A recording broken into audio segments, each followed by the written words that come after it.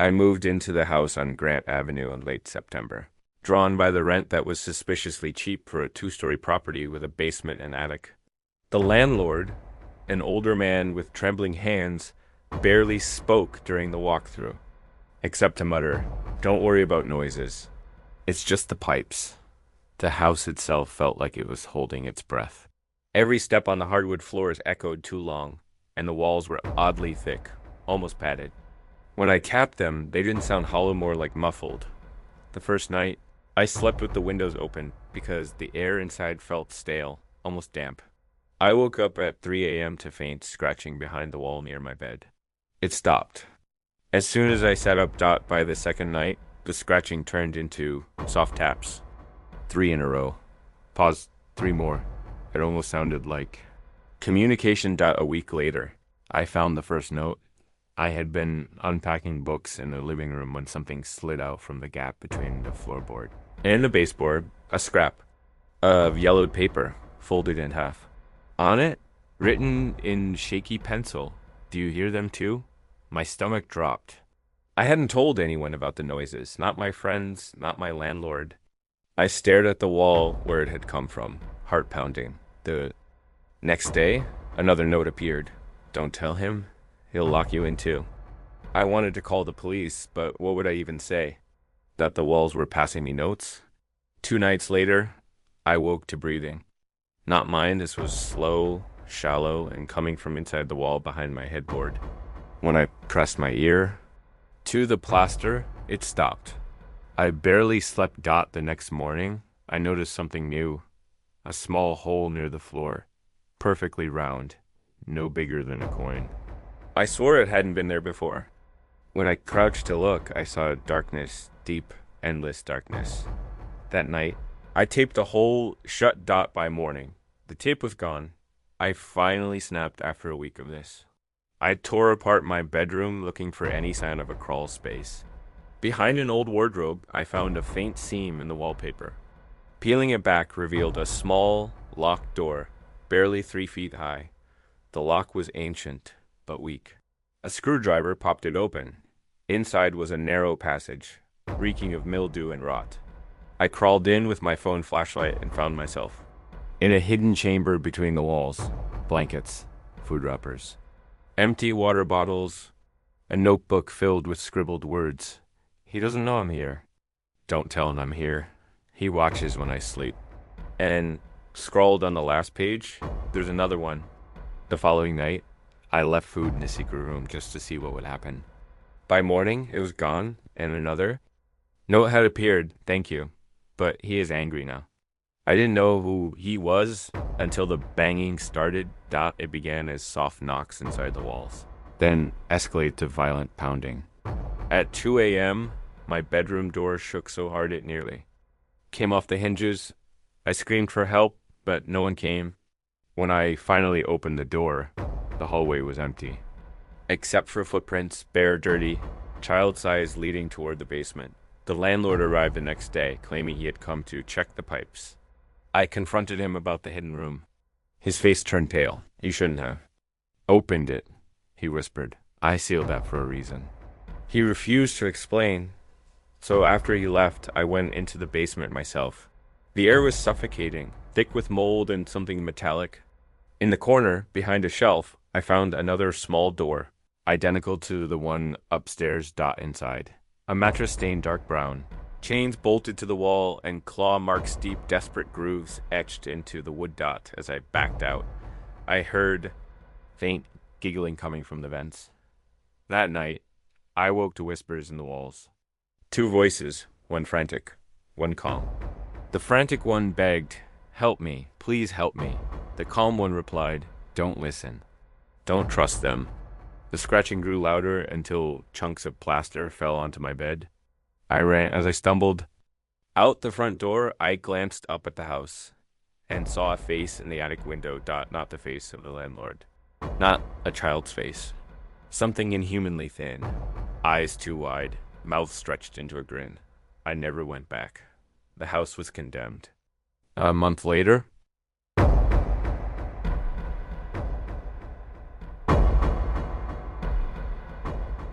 When I moved into my first apartment after college, I wasn't expecting perfection. It was small, cheap, and above an old hardware store on the edge of town.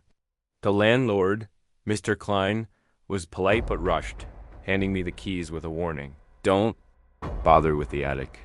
It's sealed shut for a reason. I laughed, assuming it was just storage. But when I first stepped into the apartment, I noticed something strange. There was a vent in the living room ceiling that led directly to the attic, and sometimes, late at night, I swore I heard footsteps above me. Got about 2 weeks in. A sour smell started seeping through the vent. It wasn't constant, just faint waves of decay, like rotting meat mixed with damp wood. I mentioned it to Klein, but he brushed it off as old insulation. One night, lying in bed, I heard a dragging sound overhead. Something heavy being pulled across the floorboards, then a thud, silence, then breathing, slow, ragged breathing directly above me. I didn't sleep that night. 3 days later, I came home from work to find my fridge open. Food was missing, a sandwich, a bottle of milk, some fruit. I assumed I'd forgotten to close it, but the next day it happened again. I installed a cheap camera in my kitchen. The footage the next morning made my blood run cold. At 2:14 a.m., the attic vent creaked open. A hand-thin, pale, filthy reached through, unscrewed the vent cover, and lowered a rope. Moments later, a figure slid down silently, barefoot, hair hanging in tangled clumps. It rifled through my fridge, ate standing in the dark, then climbed back up into the attic and replaced the cover. I showed the footage to Klein. His reaction chilled me more than the video itself. He didn't look surprised. He sighed, rubbed his face, and muttered, "I told you not to mess with the attic." When I demanded answers, he admitted something horrifying. The previous tenant had gone missing years ago. The police searched the building, but never found him. Klein suspected he never left, that he'd simply stayed living in the walls. After that, the noises escalated. Scratching in the walls, whispering through the vents.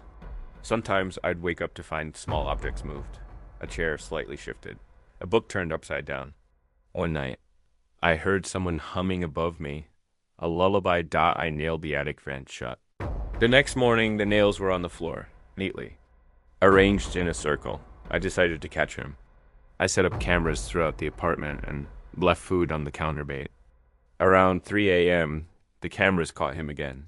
A gaunt man, eyes sunken, moving with unnatural silence. But this time, when he saw the food, he didn't take it. He just stood there, staring directly into the camera for over an hour, unmoving. I reviewed the footage. I noticed something else. He wasn't alone. In the corner of the frame, barely visible in the shadows, was a second face. Smaller, childlike. I woke to footsteps in my bedroom. When I opened my eyes, 2 figures stood at the foot of my bed, one tall, one small. Both grinning, I screamed and lunged for the door, but they were faster. Hands clawed at me, pulling me toward the attic rope. I fought, slammed the door, and ran into the hall. Klein's door downstairs burst open. He had heard me. The last thing I saw before we fled the building was the attic vent swinging open and 2 pale hands reaching out into the dark. Police searched the attic. They found bedrolls, jars of water, piles of rotting food and drawings. Hundreds of them. Crude stick figures of tenants sleeping, eating, showering. Watched through vents and cracks in the walls. The man was never found.